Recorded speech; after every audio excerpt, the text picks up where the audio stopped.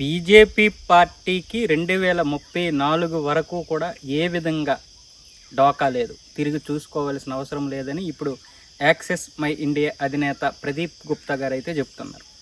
ఈయన ఇంతకుముందు తమిళనాడులో అందరూ డిఎంకే పార్టీ అధికారంలోకి వస్తుందని చెప్తే ఈయన మాత్రం టీవీకే పార్టీ విజయ్ అయితే ఖచ్చితంగా అధికారంలోకి వచ్చే అవకాశాలు ఉన్నాయి, ఆ పార్టీకి 110 నుంచి 120 స్థానాలు వచ్చే అవకాశాలు కూడా ఉన్నాయి అని చెప్తే ఆయన చెప్పినటువంటి ప్రెడిక్ట్ ప్రకారమే అక్కడ విజయ్ 108 స్థానాలతో ఎక్కడం అయితే జరిగింది. ఇప్పుడు కాంగ్రెస్కి ఉన్నటువంటి విధానాలు అవి చాలా లోపాలు ఉన్నాయి. అలాగే బీజేపీ మరో 10 సంవత్సరాలు ఏకదాటిగా పరిపాలించడానికి అనేక కారణాలు ఉన్నాయి. దృఢమైనటువంటి నాయకత్వం, ప్రతి రాష్ట్రం మీద వాళ్ళకు ఉన్నటువంటి పట్టు, అంటే నాయకుల్లో సమన్వయం. అమిత్ షా కావచ్చు, నరేంద్ర మోదీ కావచ్చు, అలాగే రాజ్నాథ్ సింగ్ గారు కావచ్చు, లేకపోతే మిగతా మన రోడ్ రవాణా శాఖ నితిన్ గడ్కరీ గారు కావచ్చు, ఇంకా వెనక నుండి ఉన్నటువంటి చాలామంది ఇప్పుడు పార్టీ కోసం పనిచేస్తున్నారు. సో ఈ విధానమైనటువంటి పరిపాలన ఉంది, సమన్వయం ఉంది, యూనిటీ ఉంది.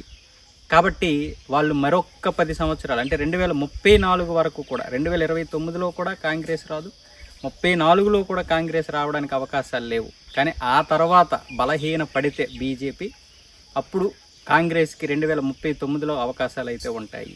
ముఖ్యంగా కాంగ్రెస్ 1947 నుంచి 1977 వరకు కూడా అప్రతిహాసంగా పరిపాలించింది. ఆ తర్వాతే కష్టాలు మొదలయ్యాయి. అయినా సరే అప్పటికి కాంగ్రెస్ తన యొక్క ఉనికిని కాపాడుకుంటూనే వచ్చింది.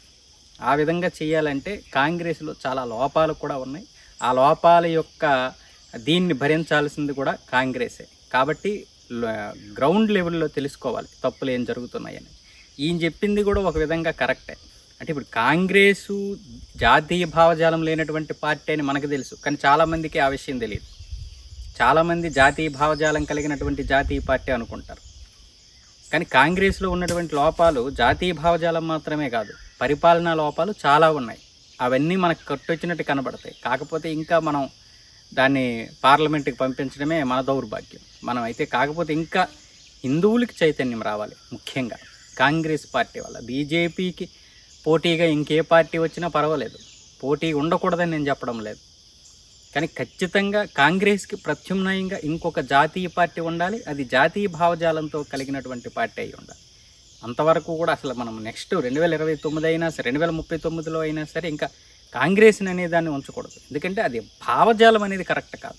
అలాంటి భావజాలంతో పార్టీలు మనుగడ సాగిస్తే అది ప్రజలకి దేశానికి మంచిది కాదు.